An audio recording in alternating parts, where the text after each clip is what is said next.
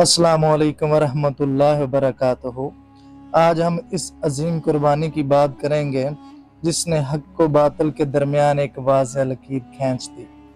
جی ہاں، ہم بات کر رہے ہیں حضرت امام حسین رضی اللہ تعالیٰ عنہ کی، جو نواسہ رسول، جگر گوشہ بطول اور جنت کے نوجوانوں کے سردار ہیں۔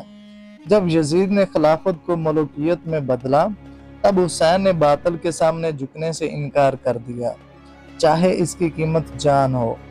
کوفہ والوں نے بلایا، حسین رضی اللہ تعالیٰ عنہ 72 جان نثاروں کے ساتھ نکلے، یہ جانتے ہوئے کہ سامنے صرف تلواریں ہیں، بھوک ہے، پیاس ہے اور انجام شہادت۔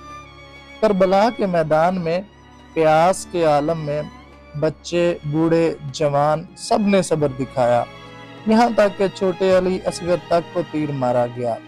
ایک ایک کر کے سب شہید ہوتے گئے، آخر میں امام حسین رضی اللہ تعالیٰ عنہ تنہا، زخمی، سجدے میں سر رکھتے ہیں اور سر تن سے جدا کر دیا جاتا ہے۔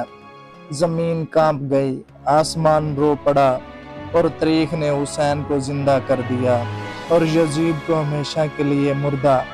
کربلا ہمیں سکھاتا ہے کہ ظلم کے سامنے جھکنا نہیں، حق پر ڈٹ جانا اور صبر و وفا کو اپنا شعار بنانا۔